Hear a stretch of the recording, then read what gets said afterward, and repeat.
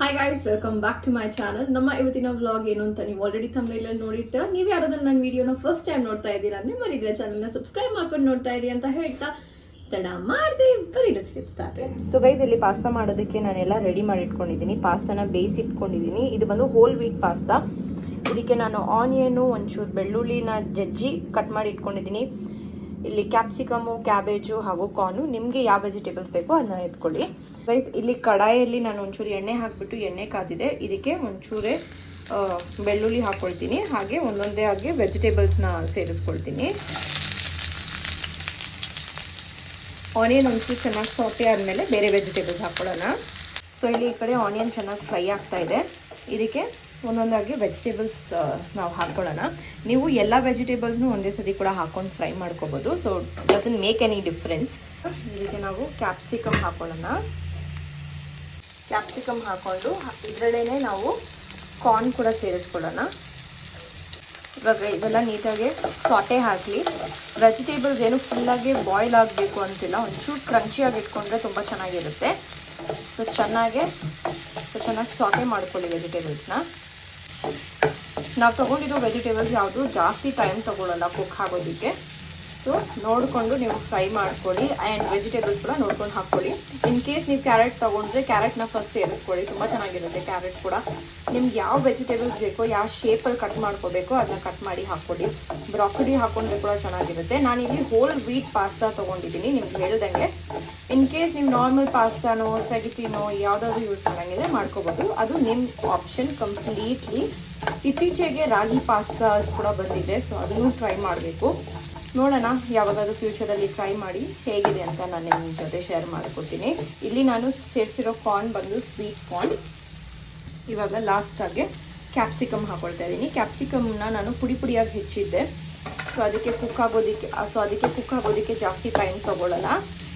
ಚೆನ್ನಾಗಿ ಸಾಟೆ ಮಾಡಿಕೊಂಡು ಇದಕ್ಕೆ ನಾವು ಸ್ಪೈಸಸ್ ಸೇರಿಸ್ಕೊಳ್ಳೋಣ. ಸೊ ಗೈಸ್, ಇಲ್ಲಿ ವೆಜಿಟೇಬಲ್ ಕುಕ್ ಆಗೋದಕ್ಕೆ ಉಪ್ಪು ಹಾಕ್ಕೊಳ್ತಾ ಇದ್ದೀನಿ.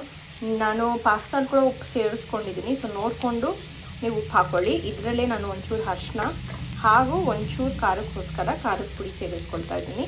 ನಿಮ್ಮ ಹತ್ರ ಸಾಸಸ್ ಇತ್ತಂದರೆ ಸಾಸಸ್ ಕೂಡ ಸೇರಿಸ್ಕೋಬೋದು. ನಾನು ಸಾಸಸ್ ಸೇರಿಸ್ತೀನಿ, ಬಟ್ ಅಡಿಷ್ನಲ್ ಆಗಿ ಒಂಚೂರು ಉಪ್ಪು ಖಾರ ಜಾಸ್ತಿ ಇರಲಿ ಅಂತಂದ್ಬಿಟ್ಟು ಇದು ಕೂಡ ಸೇರಿಸ್ಕೊಳ್ತಾ ಇದ್ದೀನಿ.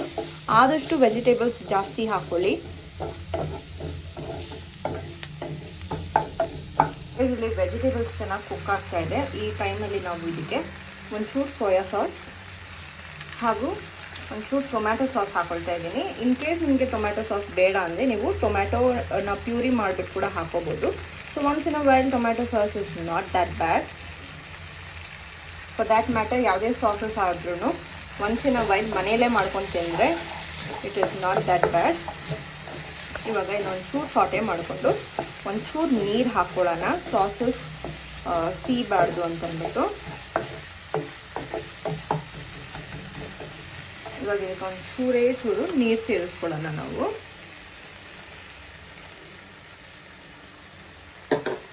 ಸಾಸ್ ಹಾಕಿರೋದ್ರಿಂದ ಈ ನೀರು ಒಂಚೂರು ಗಟ್ಟಿ ಬರುತ್ತೆ, ಪ್ಲಸ್ ಇವಾಪ್ರೇಟ್ ಆಗುತ್ತೆ. ಆ ಸ್ಟೇಜಲ್ಲಿ ನಾವು ಇದಕ್ಕೆ ಪಾಸ್ತಾ ಸೇರಿಸ್ಕೊಳ್ಳೋಣ. ಇನ್ ಕೇಸ್ ಉಪ್ಪು ಖಾರ ಬೇಕು, ಜಾಸ್ತಿ ಕಡಿಮೆ ಮಾಡಬೇಕಂದ್ರೆ ಈ ಸ್ಟೇಜಲ್ಲಿ ನೀವು ಅಡ್ಜಸ್ಟ್ ಮಾಡ್ಕೋಬೋದು. ಇಲ್ಲಿ ನೋಡ್ಬೋದು, ನಾವು ಹಾಕಿರೋ ನೀರೆಲ್ಲ ಗಟ್ಟಿ ಹಾಕ್ಬಿಟ್ಟು ಸಾಸ್ ಕನ್ಸಿಸ್ಟೆನ್ಸಿಯಲ್ಲಿ ಬಂದಿದೆ. ಇವಾಗ ಈ ಸ್ಟೇಜಲ್ಲಿ ನೀವು ಇದಕ್ಕೆ ಪಾಸ್ತಾ ಸೇರಿಸ್ಕೊಳ್ಳಿ. ಚೆನ್ನಾಗಿ ಮಿಕ್ಸ್ ಮಾಡ್ಕೊಳ್ಳಿ ಪಾಸ್ತಾನ. ನೋಡ್ಬೋದು, ನೀರು ನಾವೇನು ಸಾಸ್ ಮಾಡಿದ್ವೋ ಅದೆಲ್ಲ ಚೆನ್ನಾಗೆ ಪಾಸ್ತಾ ಕೋಟ್ ಆಗಿ ಎಷ್ಟು ಚೆನ್ನಾಗಾಗಿದೆ ಅಂತಂದ್ಬಿಟ್ಟು. ನೋ ಅಡಿಷ್ನಲ್ ಸ್ಪೈಸಸ್, ಯಾವುದೇ ರೀತಿಯಾದಂಥ ಟೇಸ್ಟ್ ಮೇಕರ್ಸ್ ಎಲ್ಲ ಏನು ಯೂಸ್ ಮಾಡಿದಿರಾ, ಎಷ್ಟು ಚೆನ್ನಾಗಿ ಎಷ್ಟು ಈಸಿಯಾಗಿ ಮಾಡೋದು ಅಂತಂದ್ಬಿಟ್ಟು. ಇವಾಗ ಇದ್ರ ಮೇಲೆ ಬೇಕಂದ್ರೆ ನೀವು ಸ್ಪ್ರಿಂಗ್ ಆನಿಯನ್ಸ್ ಉದುರಿಸ್ಕೋಬೋದು ಅಥವಾ ಕೊತ್ತಂಬರಿ ಸೊಪ್ಪೆ ಉದುರಿಸ್ಕೋಬೋದು. ಬಿಸಿಯಾದಂಥ super easy, super delicious pasta ಹೇಗೆ ಮಾಡೋದು ಅಂತ ತೋರಿಸಿದ್ದೀನಿ. ನೀವು ಮಾಡಿ ಹೇಗಿದೆ ಅಂತ ನನಗೆ ಕಾಮೆಂಟ್ ಸೆಕ್ಷನಲ್ಲಿ ತಿಳಿಸಿ. With this I end my vlog here. Thank you so much for watching.